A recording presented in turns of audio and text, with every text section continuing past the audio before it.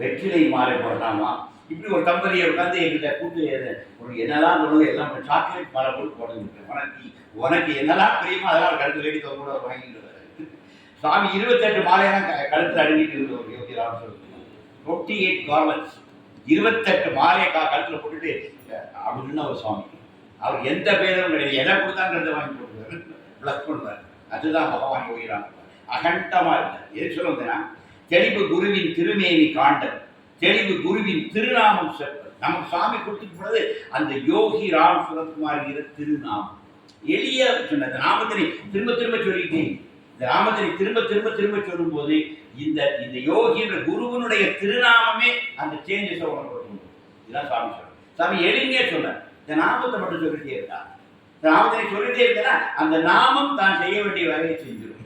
அதான் தெளிவு குருவின் திருநாமம் செப்பல், தெளிவு குருவின் திருவார்த்தை கேட்கல். இப்போ அவர் இல்லை நினைக்கிறீங்க, அதுதான் ஒரு இது மாதிரி ஒன்று கூட 2 பேரை விட்டுட்டு இருக்காரு. இந்த அவர் சொன்ன திருவார்த்தையை நாங்கள் உங்கள்கிட்ட டிரான்ஸ்ஃபர் பண்ணுறோம்.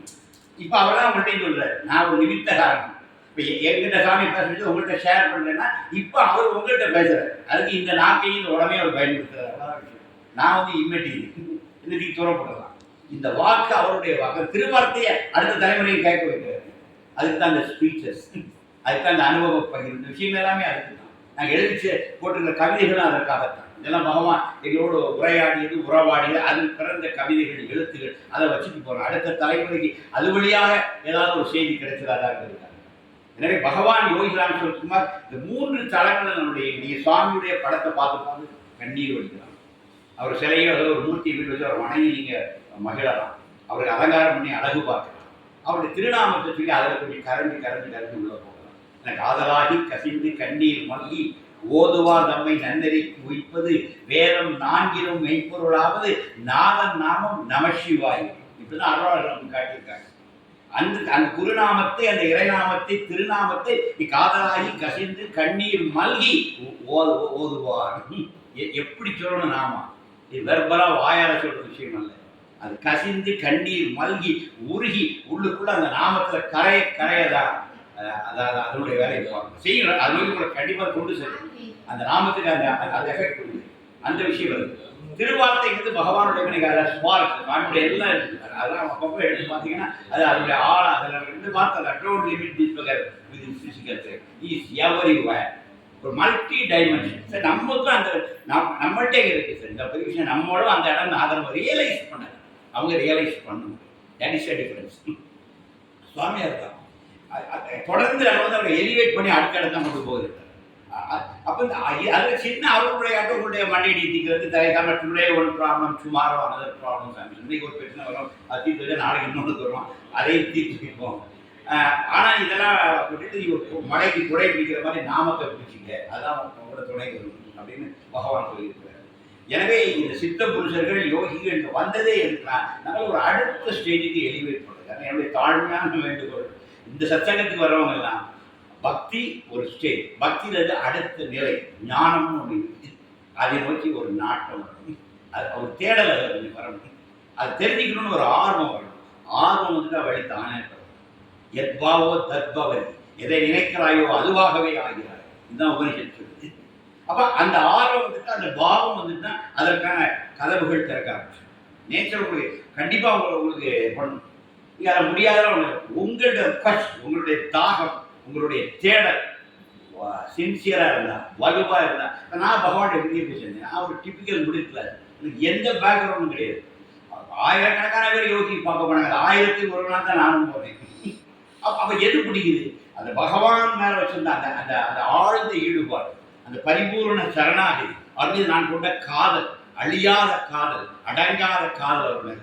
இதுதான் என்னை இன்னைக்கு வரை காப்பாற்றிட்டு யோகி மேலே கொண்ட அந்த பிரியம். பார்த்து இப்போவுமே சந்தோஷப்பட்டார். பார்த்து ஒரு அபிஷேகம் பண்ணி அவர் பகவான் தான் சாமி அழகாயிட்டார், என்ன பண்ணி அழகாயிட்டார். சின்ன பிள்ளை மாதிரி அவரை ரசிச்சுட்டு அவருடைய ஒரு டிகிரியும் அவருடைய பிரகாசம் ஆகிறத பார்த்து ஒரு ஆனந்தம். இதெல்லாம் நான் இப்படி ஒரு லவ் வேணும். நமக்கு குரு கிடையாது, லவ் அஃபேர், லவ் அஃபேர். ஒரு குரு மேலே அப்படி ஒரு பிரியம், அப்படி ஒரு ஆனந்தம், அப்படி ஒரு அட்டாச்மெண்ட் வேணும். இது ஒரு அப்போதான் அது இன்னும் தரணும். நம்ம இன்னும் தருவான். தெய்வம் வீட்டுக்கு வாசல் இருந்துச்சு, நீ அடைய உனக்கு கதவை திறத்தி எல்லாருக்கும் எல்லா உயர்ந்த அனுபவங்களை தருவதற்கு வாசல் வந்து இருக்கிறாங்க. நம்ம திருப்பி வேற எங்கேயும் தேடி நம்ம டிவி பார்க்க பக்கத்தில் இருக்கணும், வாசல் தான் இருக்கணும்.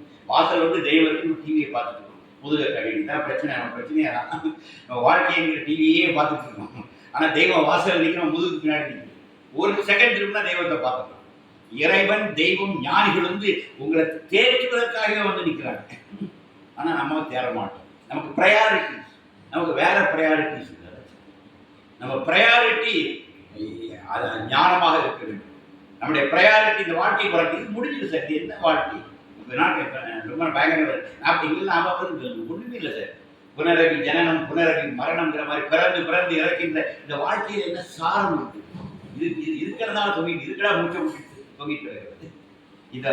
இதை மரணமில்லா பெருவாழ்வு தான் நம்ம வரலாறு கொண்டு வச்சோம். மரணமில்லா பெருவாழ்வு இருக்கலாம். இங்கே மரணமில்லா ஒரு பெருவாழ்வு நிலைக்கு வந்தாங்க. எவ்வளவு சித்தர்கள், எவ்வளவு ஞானிகள். அதுவும் நீங்க நம்முடைய தாய்மானவர் பிறந்த மண்ணில் நீங்க பிறந்திருக்கீங்க. தாய்மானவர் எப்பேற்பட்ட ஞானிகள். அந்த பராபரக்கண்ணி ஒன்று போதும். விஜய் பார்க்கிறார் ஜெயிச்சிருக்கீங்க. அந்த பராபரக்கண்ணி ஒன்று போதும். அந்த ஒன்று உனக்கு ஞானத்தை தரும். ஒரு பாட்டு அது அது அது ஞானத்தை. பட்டினத்தார் இவ்வளவு ஞானி. பட்டினத்தார் ஒரு நாள் எடுப்பிருக்காரு காவிரி பூம்பட்டினத்தில். ஒருத்தர் செத்து போயிட்டாங்க. செத்தவர்கள் வந்து திண்ணையில் வந்து இவன் ஆட ஆரம்பிச்சிட்டாரு. ஒரே ஆள் கூட எல்லாரும் அழகி இருக்காங்க. சாமியார் என்ன வந்து அவங்க என்ன செஞ்சீங்கன்னா செத்தவருக்கு சாமி என்ன சம்பந்தம் உடனே எல்லாரும் அழகி இருக்கு. சாமி அவர் உங்களுக்கு தெரியுமா? ரொம்ப எழுதியாங்க. அவர் தெரியாது. எதுக்கு எழுதிங்க? ஏன்னா செத்தவருக்காண்டி அழகப்பா, நாளைக்கு சாக போறவங்களுக்கு அழுதுட்டு இருந்துட்டாரு. அதாவது செத்தவரை சுற்றி நாளைக்கு சாக போறவங்க உட்காந்து அழுதுட்டீங்கன்னா அதை நினைச்சு நான் அழுதுட்டு போனேன். இதுதான் நம்முடைய சித்தர்களுடைய ஒரு நக்கலான லாங்குவேஜ். பட்டினத்தார் ஒரு சின்ன இன்சிடென்ட். காவிரி பூம்பட்டினத்தில் செத்தவனை சுற்றி நாளைக்கு சாக போறவனா வந்து அழுதுச்சுக்கான். அதை நினைச்சு நான் கொஞ்சம் அழுதுட்டு போறேன்னு. அதான் வள்ளலார் வரும்போது ஒரு மனிதன் செல்கிறான். இன்னொரு சித்தர், இன்னொரு அவதூதர் இருக்கிறாரு. ஒரு மன்னனே இந்த நாய் போகுதுன்னு சொல்லுவார். நாயெல்லாம் நம்ம அந்த நாய் கூட உண்டு. அதை பரவாயில்ல நெறிங்க இருக்கும். நான் அவனை நெறி கொண்டு இருக்கு. வள்ளலார் போனாரா, ஒரு மனுஷன் போறான். முழுமையான மனிதன், பூரணமான மனிதன், அவனே ஞானி. நம்ம முழுமையடைந்து விட்டோம் என்றார், நாம் பூரணம் அடைந்து விட்டோம் என்றார், அவனே ஞானி. அந்த மனிதன் அந்த பூரணம் அடையும். நம்ம அரைகுறையா இருக்கும். அதான் சிக்கல். அரைகுறையா இருக்கும். நம்ம ப்ரையாரிட்டிஸ் வேற விஷயங்கள். அழிந்து போகின்ற கடந்து போகின்ற விஷயங்களை, நிரந்தரமற்ற விஷயங்களை நிரந்தரம் பிரிப்பிட்டு தோங்கிட்டு இதெல்லாம் இருக்குதா? உடல்னு இருந்தா ரெண்டு விஷயம் சார். உலகம் துவிதமாக தான் இருக்கு. நீ துவிதத்துக்கு போகணும். உலகம் இருந்தா தான் இருக்கும். உடல்னு இருந்தால் ஆரோக்கியம் இருக்கும், ஆரோக்கியம் இல்லாமல் இருக்கும். உடல் ரெண்டு கண்டிஷன் தான் இருக்கும். உடல் ஆரோக்கியமா இருக்கும், இல்லைன்னா எப்படி இருக்கும்? ஆரோக்கியம் இல்லாமல் இருக்கும். வாழ்க்கையில் எப்படி இருக்கும்? இன்பமா இருக்கும், இல்லைன்னா துன்பமா இருக்கும். இதில் நீங்க என்ன பண்றீங்க? ஒன்றை எடுத்துறீங்க, ஒன்றை விட்டுறீங்க. இன்பம் மட்டுமே வந்து துன்பம் வேண்டாம், அப்படி கிடையாது. எல்லாமே ரெண்டு பீஸ் தான். நீங்க போய் சந்தையில் போய் காய்கறி வாங்க, ரெண்டு சூத்தி தள்ளி விட்டுருவோம். எப்படி? அதான் திறமையான வியாபாரி. 10 நல்ல எடுத்தால் ஒரு 2 சூத்தியை உழைச்சி விட்டுருவான். லைஃப் அதே மாதிரி தான். இன்பம் துன்பம் எல்லாமே ரெட்டையாக தான் இருக்கும். பகல் இரவு, மேடு பள்ளம், இப்படிதான் இருக்கும். எல்லாமே கலந்தா இருக்கும். இந்த ரெண்டையும் சமமா பார்க்குற பாவம் சம திருஷ்டி. திரும்ப திரும்ப கீதை படிச்சுட்டு திரும்ப திரும்ப சுக துக்கம் ரெண்டையும் சமமாக பார்க்கிற பார்வை. அதுதான் நம்ம லைஃப்ல எல்லாம் எதுக்கு வருது? இந்த இன்ப துன்பம் ரெண்டையும் ஈக்குவலா நீ எடுத்துக்கிறியாங்கிறது, ஈக்குவலா எடுத்துக்கிறது வரை துன்பம் வரும். இன்பம் துன்பம் துன்பம். இவர் கையில் வச்சிருந்தா பேய் கரும்பு என்று இனிக்கிறதோ அன்றுதான் ஞானம் சொன்னாங்க. பட்டினத்தார் கையில் ஒரு கரும்பு தூக்கி போனார். பேய் கரும்புங்கிறது கசக்கும், மற்ற நார்மல் கரும்பு இனிக்கும். பேய் கரும்பு எப்படி இனிக்கும்? கதையில் பட்டினத்தாரி இனிச்சுது. அந்த அவர் போனாரு, திருவொற்றியூரில் போனார். அதோட சமாதி ஆகிட்டாரு கதை சொல்லுவாங்க. பேய் கரும்பு ஒரு நாள் இனிக்கல சார். பேய் கரும்பு கசக்கத்தான் செய்யும். ஆனால் அந்த கசப்பையும் இனிப்பு மாதிரி சாப்பிட பக்குவம் வரும். சம திருஷ்டி வந்துச்சுன்னா இனிப்பு கசப்புங்கிற ரெண்டு துறப்பு இது வரும். இந்த ஏரியா வரும். அப்ப ரெண்டையும் ஒன்னா பார்க்கிற பார்வை. இன்ப துன்பம் பேதம் இல்லாமல் பார்க்கிற பார்வை. ரெண்டையும் போதர் எக்ஸ்பீரியன்ஸ். இன்பமும் ஒரு அனுபவம், துன்பமும் ஒரு அனுபவம். ஆரோக்கியமும் ஒரு ஸ்டேஜ், ஆரோக்கியம் இன்னொரு ஸ்டேஜ். இளமைன்னு ஒன்று இருந்தால் முதுமை வந்தே தீரும். பல்லுன்னு இருந்தால் பல்லு ஒரு நாள் போய்த்தான் தீரும். பல்லும் போகும், சொல்லும் போகும். இன்டர்வியூட்டபிள். My days are number. அவ்வளோதான். இன்னொரு 5 வருஷம் பேசலாம். அப்புறம் நான் ஒருத்தர் படுத்துருக்கேன். ஐநோ என்னோட டெஸ்டினி நல்லாவே தெரியும். இது என்னைக்காவது உதிர்ந்து விட போகுது. அதுவரை அந்த படிகளை பகவான் செஞ்சுட்டு போகலாம். இது ரொம்ப ஹைலி டெம்பரரிங்கிறது நல்லாவே தெரியும். அந்த அவேர்னஸோடு தான் நம்ம வாழ்ந்துட்டு. இந்த வாழ்க்கை மிக மிக தற்காலிகமானது.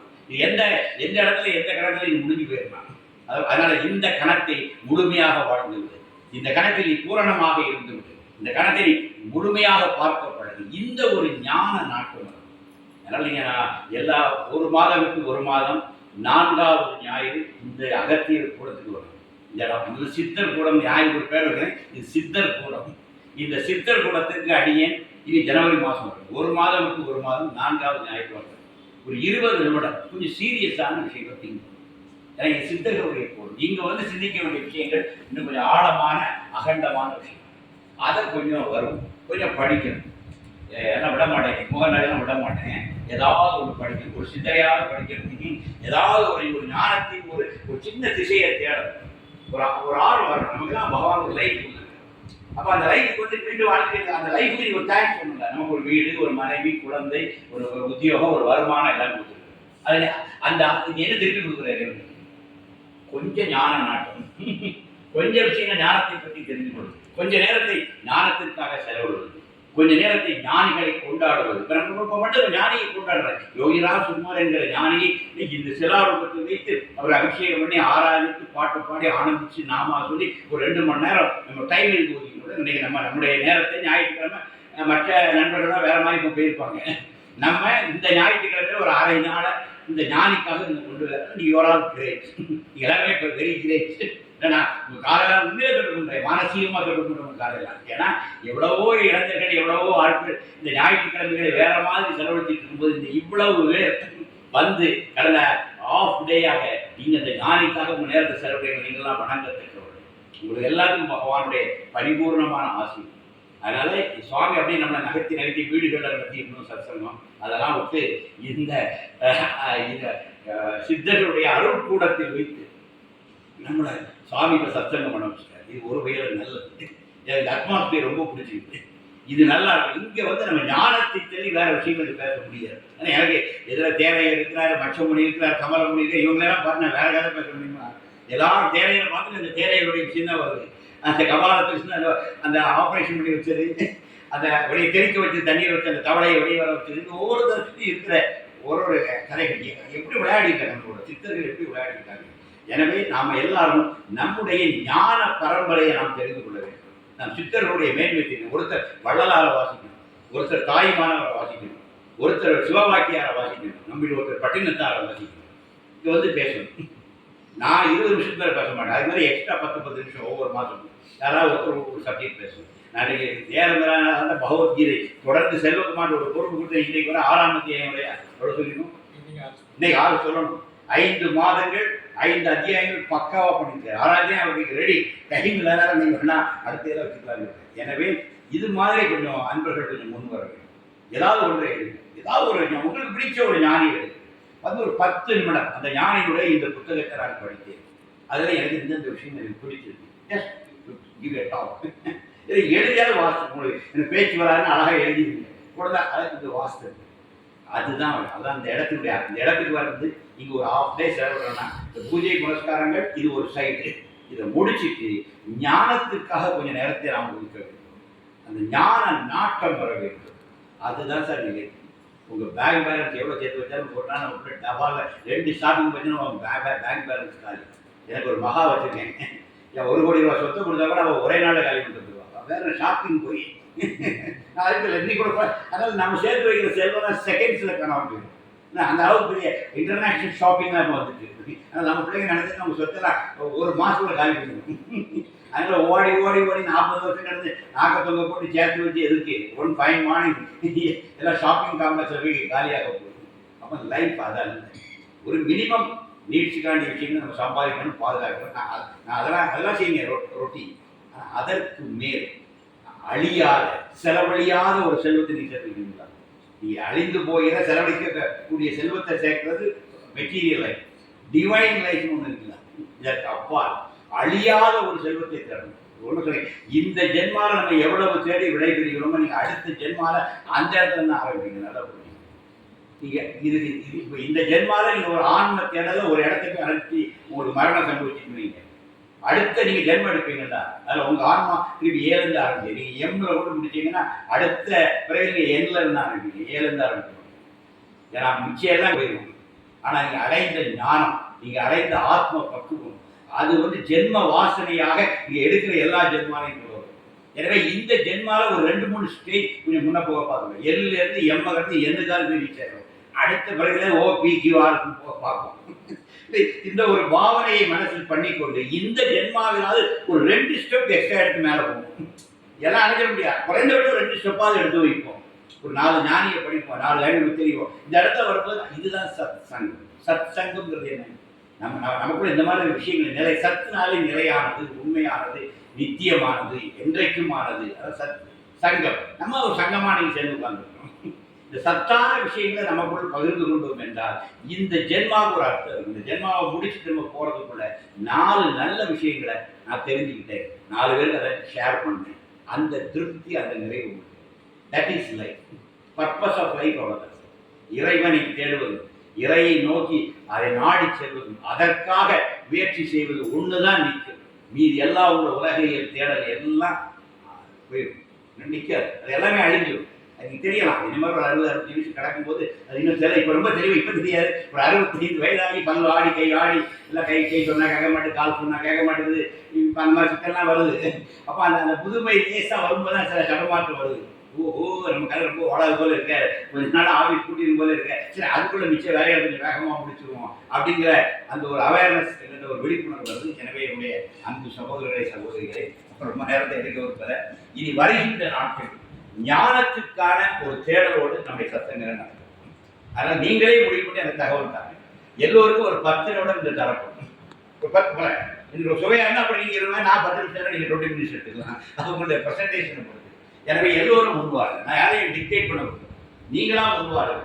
நீங்கள் ஒரு தகவல் கொடுங்க. இந்த சந்திப்பில் நான் 10 நிமிடம் இதை பற்றி நான் பேச போகிறேன், பேசுங்க, வாசி. இப்படி இது சத்சங்கத்தை பார்க்கும். அப்போ தான் இது சத்சங்கமாக என்ன, இதுதான் நம்மளுடைய எதிர்பார்ப்பது, அது இதுதான் வாழ்க்கையில் அர்த்தம் உள்ளது. அதற்கான அடுத்த ஸ்டெப் எடுத்து எனக்கு முதற்கட்டமாக சுகன்யாவுக்கு செல்வகுமார் நன்றி சொல்லுவேன். ஏன்னா நான் திருச்சியில் தேர்ந்தெடுத்து கொடுத்த பணியை 2 பேர் இன்னைக்கு 51-55 வீடியோ வெளியே கொண்டு போயிருக்காங்க. 5 கீதை தாண்டி வந்தாங்க. இதெல்லாம் பெரிய விஷயம். அதனால் கவிதாவும் எப்படி எவ்வளோ பிரச்சனைக்கு ஒரு பேராசிரியரை கொஞ்சம் படிக்கலாம், அதான் கொஞ்சம் சொல்லலாம். ஏன்னா இருக்குது, லைஃபு ஓட்டம் எல்லாமே இருக்குது. நாங்களும் இதுக்கு நடுவில் தானே எல்லாம் படித்தோம். எனக்கு ஒரு பொம்பளை பிள்ளை இருந்து அவனையும் வளர்த்து கஷ்டப்பட்டு அதன் ஊடாகத்தானே நான் யோகியை தெரிவிப்பேன். அதன் ஊடாகத்தான் இவ்வளவு ஞானத்து ஓட்டம் தான் இருந்துச்சு. அப்போ வாழ்க்கைங்கிறது எல்லாம் தான் கலந்தது. அதற்கு நடுவிலேயே நமக்கான டைமை, இந்த தேடலுக்கான டைமை நம்ம தான் எடுக்கணும். எடுத்து அதில் கொஞ்சம் போனால் அதை கொஞ்சம் ஷேர். இந்த சத்சங்கம் அதற்காக ஞானத்தை நோக்கிய நாட்டம். அந்த நான் பெற்ற சின்ன விஷயத்தை எல்லோரோட பகிர்ந்து கொள்ளும் போது தான் நமக்கு ஒரு கிளாரிட்டி கிடைக்கும். அவங்க 2 கொஸ்டின் கேட்பாங்க, நம்ம இன்னும் கொஞ்சம் கிளாரிஃபை பண்ணலாம். நம்ம இன்னும் கொஞ்சம் அதை ஆழ்ந்த அளவுக்கு போகலாம். இதைத்தான் யோகி இருந்தார். இங்கே பகவான் யோகிநாசத்தை யார் வைப்பானா கொஞ்சம் நாமா சொல்ல சொல்லுவார், அடுத்த ஒரு புத்தகத்தை கொடுத்து வாசிக்க சொல்லுவார். அது ஞானம் தொடர்பான புத்தகமாக இருக்கும். பகவான் அதை வாசிக்க சொல்லுவார். இன்னும் கொஞ்சம் நெருக்கமாக நம்ம இந்த புத்தகத்தை படிச்சுருப்போமா, இதை படிப்போமா, அது ரெக்கமெண்ட் பண்ணிடுவோம். சில புத்தகங்களை படியுங்களே யோகி சொல்லியிருக்கிறார். அதான் உண்மை. சுவாமி ரொம்ப நெருங்கி வர்றவங்கள்ட்ட ஞானத்தை நோக்கி அவங்களை மடை மாற்றுகிற வரைய ஸ்தூலமாகவே செஞ்சிருக்கிறார். சூட்சமாக பண்ணது வேற, ஸ்தூலமாகவே செஞ்சிருக்கிறார்கள். எனவே இந்த நம்முடைய சத்சங்கங்களில் இதுதான் பிரதானமாக இருக்கும். எனவே நீங்கள் ஞானத்தை நோக்கி வாருங்கள், ஞானத்திற்கான கதவை தட்டுங்கள், ஞான கதவுகளை திறக்க முயற்சிகள். இந்த ஜென்மால் ஆரம்பிப்போம். அட்லீஸ்ட் 1-2 ஜென்மாலையாவது அந்த இலக்கை அடைகிற அளவு நடந்து செல்வோம். அதற்கு இங்கு இருக்கின்ற இந்த கும்பமணி ஆசிரமத்தில் இருக்கின்ற இந்த அலைகள், இங்கே இருக்கிற சித்தர்கள் எல்லாம் ஒரு ஆசீர்வாதம். இது ஒரு பவித்திரமான ஒரு இடம். காவிரி கரையில் இப்படி ஒரு இடம் இருக்கிறது இவ்வளோ நாள் கண்டுக்கிறேன். ஏகாமனதாருக்கு நன்றி. இப்படிப்பட்ட ஒரு இடத்தை எங்களுக்கு காட்டினதுக்கு இதுதான் எங்களுக்கான இடம். நாங்கள் தேடிக்கிட்டு இருந்த இடமே இதுதான். இப்படிப்பட்ட ஒரு இடத்தில் யோகியை பற்றி பேசுவதும் யோகிக்கு ஒரு வழிபாடு பண்ணுவது என்பதுதான் சிறப்பு. இது இந்த இடத்தால் யோகிக்கு சிறப்பு, யோகி வருகை இருந்ததால் இந்த இடத்திற்கும் சிறப்பு. இதுதான் இதனுடைய ஒரு விஷயம். இது மிக சரியாக, இது சரியான காலத்தில் சரியான தருணத்தில் இது நிகழ்ந்திருக்கிறது. இதை நம்ம காப்பாற்றப்பட்டு ஏன்னா தொடர்ந்து இங்கே வரணும். சும்மா இருக்கும்போது இங்கே வாங்க, சித்தர்களை எல்லாம் சுற்றிப்பாங்க, அந்த சிவலிங்கம் இருக்கிறதுக்கு அப்படியே உட்காருங்க, அதையே பார்த்து தோற்கிறேன். அவ்வளோ பொருத்தி சும்மா தெரியுங்க. அழகா அவங்க வள்ளலாருடைய பாடல் ஒரு சீட்டே இருக்கு. அந்த இதில் ரம்யமாக ஒரு தியானத்துக்கான அருமையான இடம். மெடிடேஷன் எங்கேயும் போனாங்க. அழகாக ஒரு வள்ளலாருடைய ஒரு அருப்பாங்க ஓடிட்டு இந்த இதில் அர்த்தம் ஒரு நேரம் கண்ண முடிட்டு செவனேன்னு எப்படி இருக்கணும், சிவனேன்னு செவனேன்னு சொல்றாங்க. அதில் எல்லாம் சிவனே என்று இருந்தால் கிடைக்கும். இது அற்புதமான இடம். மிஸ் பண்ணிடுறாங்க. ஐயா வந்து தன் வாழ்நாள் முழுக்க தவம் செய்து ஒரு தவ சாலையை இந்த காவிரி கரையில திருவானைக்காவல் அருகே உருவாகி இருக்காங்க.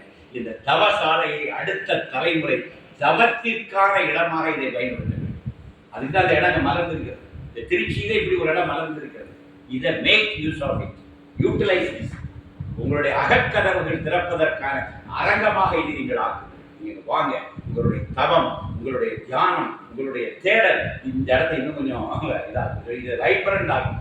எனவே நம்ம வணங்க தான் ஒரு மூர்த்திக்கே ஒரு தேஜஸ் பிறகு, வணங்க தான் ஒரு மூர்த்திக்கே ஒரு தேஜஸ் வரும். ஒரு இடத்தை உட்கார்ந்து நம்ம தவம் பண்ண அந்த இடத்தினுடைய தன்மையே மாறும். ஏன்னா ஐயா பெருந்தவம் பண்ணி இந்த இடத்த உருவாக்கி இருக்கிறாங்க.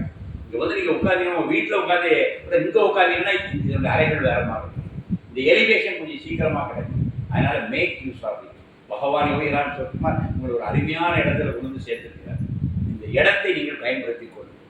இந்த இடத்தினுடைய அலைகளை நீங்கள் உள்வாங்குங்கள். இதற்குள்ள ஆழ்ந்து செல்லுங்கள். இந்த தவசாலையில் நீங்கள் வந்து தவம் செய்யுங்கள். கணவன் மனைவியாக, குழந்தைகளாக. நம்ம யோகி நம்ம வேற பாதை காட்டுங்க. நம்ம ஜோடியாக தான் வருது. ரிஷி பத்தினி, ரிஷி குமாரன் என்று வாழ்ந்த பாரம்பரியம் தான் நம்முடைய பாரம்பரியம். ஒரு யாஜ்ஞவல்கியரும் அவருடைய மனைவிக்கும் நடந்த உரையாடல் ஒரு உபனிஷத்தாகவே மலர்ந்திருக்கிறது. இதுதான் அந்த நாடு. நான் அடுத்த அதை சொல்றேன். யாஜ்ஞவல்கியருக்கு அவர் மனைவிக்கு நடந்த சம்பாஷணை ஒரு உபனிஷத்தாக மாறிவிட்டது.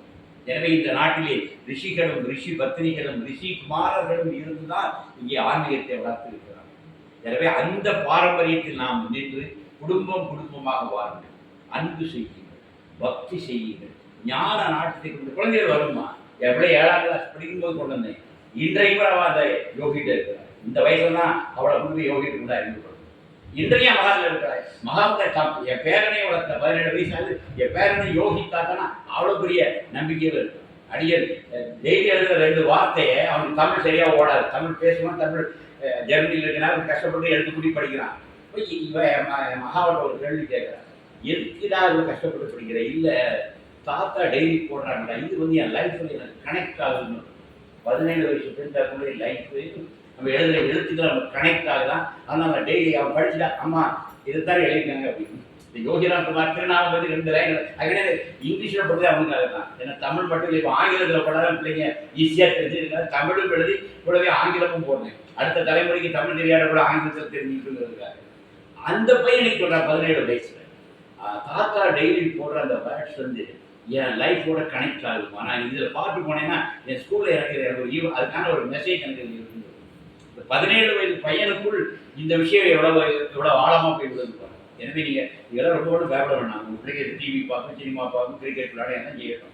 ஆனால் கூடவே கொஞ்சம் சாப்பாடாக சேர்த்து கொஞ்சம் ஆன்மீகத்தை ஊட்டி விடுங்க. கையை கால அடிக்க பரவாயில்ல, கொஞ்சம் ஊட்டி விடுங்க. அது என்னைக்காவது ஒரு நாள் அது வரும் வீணாக. இப்போ நாங்கள் அதை சக்ஸஸ் பண்ணிக்கிறோம். நானும் செல்லமானும் எல்லா வெள்ளிக்கிழமையும் சிவனையாட்ட சொல்லிட்டேன். எல்லா வெள்ளிக்கிழமையும் நாங்கள் ஃபேமிலியாக உங்கள் வீட்டில் எல்லாரும் வெள்ளிக்கிழமையும் வாழைக்கிழமையும் உட்காந்து உங்கள் வீட்டில் உட்காந்து நாம இருக்கோம். பிள்ளைகளாக உட்கார நாங்கள் 93 யோகியை பார்த்து வந்து அடுத்த வெள்ளிக்கிழமை ஆரம்பிச்சோம். அப்போ வெள்ளிக்கிழமை தான் எங்களுக்கு வீக்கெண்ட், சாட்டர்டே சண்டே ஹாலிடேஸ்.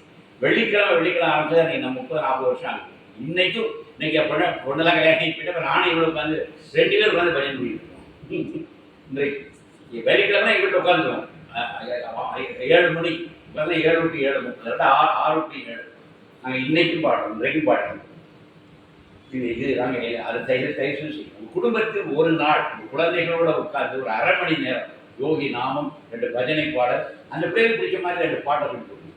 அப்போ தான் அந்த பிள்ளைங்க கண்டிஷன் ஆகும். இந்த வேலையை செய்யணும் இல்லையா, அது சமூகத்தில் இருக்கிற புற அழுத்தங்கள். அந்த குழந்தை உங்கள் குழந்தையா இருக்காது, வேற குழந்தையா உங்கள் குழந்தையா இருக்குன்னா தயவு செய்து வாரந்தோறும் ஒரு நாள் குழந்தைகளையும் நீங்களும் உட்கார்ந்து நீங்கள் அதுகளுக்கு வந்து இன்னொரு வழியை காட்டுங்க. இந்த ஆன்மீகம் ஒரு நாள் வீணாக இந்த குழந்தைகளை பக்தியிலும் பஜனையிலும் நாமத்திலும் கொஞ்சம் பழக்குங்க. கொஞ்சம் அங்கிட்ட தான் போகும். இப்போ நான் அறிவிச்சிருக்கிறேன், சுரத கவசம் சொன்னால் 500 ரூபா. உங்கள் பிள்ளைல சுரத கவசம் தெரிஞ்சுன்னா 500 ரூபா வரும். நம்ம சுரத கவசம் ஒன்று இருக்குது. இப்போ பாராமல் படிச்சுன்னு என்ன சொன்னால் 500 ருபீஸ் இம்மீடியட் கேஷ் ஆகும். இப்போ நான் வந்து அறிவிச்சுட்டு வந்திருக்கிறேன். இது திருக்கண்டியூரில். அது சிம்பிளங்க. அவர் 5000 எடுத்து வச்சுக்க முடியும். 10 பேர் சொல்லிடுவோம். சரி 10 பேர் டக்குன்னு சொல்லிடுவாங்க. ஒரு 5000 அங்கே போகும்போது இவ்வளோதான் விஷயம். நீ சுரத கவசம் படித்தா 500 rupees கேஷ் அவார்ட், அதுக்காண்டியே கவசம் படிக்கணும். அப்படி படிக்கும்போது அது ஒரு நாட்டம் வரும். நான் என்ன சொல்றேன்னா, சம்வே இன்னைக்கு இருக்கிற குழந்தைங்க வேற மாதிரி போகுது. அது எப்படியாவது நம்முடைய இந்த தாற்பயத்துக்குள்ள கொண்டு வரணும். அதுக்கு எனி மோட்டிவேஷன் நம்ம கொடுக்கலாம். எனி மோட்டிவேஷன் கொடுத்து அந்த குழந்தைகளை கொஞ்சம் ரொம்ப கம்பேர் பண்ணோம்னா ஒரு லிட்டில் ஒரு 10%, ஒரு 20% போட்டு அகாணி கூட ரொம்ப டெல் பண்ணிடுறாங்க. ஐயோ பாவம், குழந்தைகளாக கவனிங்க. அவங்களும் ஒரு 10 ஒரு 10% 20% கொஞ்சம் ஆன்மீகத்தின் பக்கம் அப்படி வந்து போற மாதிரி கொஞ்சம் டியூன் பண்ணா உங்களுக்கு நாளைக்கு வேலை ஈஸியாக இருக்கும். அந்த பக்குவம் இருக்கும். இப்போ என் மகன் எங்களுக்கு பிரச்சனையே இல்லை. நான் இவ்வளோ ஃப்ரீயாக சுற்றுறோன்னு புரியுதா? என் மகளை நல்லா பக்குவமாக வளர்த்தா. அவள் எங்களை எதுக்குமே தேட மாட்டான். இண்டிபெண்டன்ட். அவள் ஃபேமிலி விஷயம் டேஷனுக்கு லூஸ் ஆப்பாது எனக்கு கூட அட்வைஸ் கொடுப்போம். இப்போ நீ லூஸ் தரமாக நடக்காதுப்பா, லைஃப் எப்படி நடக்கிறதுக்கு. என் மகா சுப்பையன் மாதிரி எனக்கு பாடம் எடுப்பான். நான் அப்பனுக்கே பாடம் சொல்ல சுப்பையா வாழ்ந்த நாடெல்லாம் அந்த நாடு. இது என்ன அந்த ஆன்மீகமாக வளர்ந்தா அந்த பிள்ளைகளுடைய மலர்ச்சி வேற, அவன் பக்குவம் வேற மாதிரி ஆகிடும். என் மகனை ஒன்றும் சொல்கிறா சார், அவரோட சுகத்தில் வந்து உடம்பு முடியல, நான் சாமி உன்னை யார் கேட்க சும்மா உனக்கு உடம்பு இல்லை அவனோட என்னன்னு கேட்டேன். சுவாமிகிட்ட கேட்கக்கூடாது, பகவான்கிட்ட நீ கேட்கறதா? கேட்டால் நம்மளும் சாமிக்கு ஒரு டிஸ்டன்ஸ் வந்துடுது. சாமிக்கு தெரியும் இந்த நோய் அவர் தான் கொடுத்துருக்கிறார். இந்த நோயை எப்போ எடுக்கணும்னு அவர் தெரியும், அப்போ எடுப்பார். நீ இதெல்லாம் அனாவசியமாக எனக்கு என்ன பண்ண ஊரில் உள்ளப்ப நீ ஒரு வியாழக்கிழமை கூட்டு பண்ணணும் எனக்கு பண்ணேன்னா எழுதிட்டு தெரியாமா? இப்போ எனக்கு ஆச்சரியமா இருக்கு. நம்ம உருவாக்குறப்ப நம்மளோட ஹைட்டாக வளர்ந்துன்னு நமக்கு அட்வைஸ் பண்ணுது. எனக்கு நீ எந்த பிரார்த்தனையும் வைக்கக்கூடாது, அட்டோம்பது நீ வைக்க, எனக்குலாம் வேண்டாம். என்னை எப்படி வச்சிருக்காரோ அதை யோகி வச்சிருப்பார், அதை நான் ஏற்றுக்கிறேன். அதை எப்போ மாற்ற நினைக்கிறேன் அப்போ அது மாறும். அவர்கிட்ட நான் எதுவும் கேட்க மாட்டேன். கேட்டால் நான் வேறு யோகி வேறாது. அவருடைய அந்த ஃபெய்த் 7வது வகுப்புல அவ பகவானை தரிசித்து அது கிடைத்த அந்த பொறி இன்னைக்கு அது வளர்ந்து பெருந்தீபமா. நீங்க அப்படி குழந்தைகளை ஸ்பிரிச்சுவலா வளர்த்துட்டீங்கன்னா உண்மையிலே அதுதான் பெரிய ஸ்பிரிட். என் மகா எங்கேயும் சர்வைவ் ஆகும், எந்த சூழ்நிலை அவள் ஜெயிப்பா என்ன நம்பிக்கை வந்து ஸ்பிரிச்சுவலி எலிவேட்டட் கேர்ள். அவளால் ஒரு சுச்சுவேஷனை மிக அழகாக அவளால் ஹேண்டில் பண்ண முடியும். அதுதான் நீ குழந்தைகள் செல்வம் சொத்து தித்தி அவள் சம்பாதிக்கிறோம், நீ ஒன்று சம்பாதிக்கணும், அவள் சம்பாதிக்கணும்.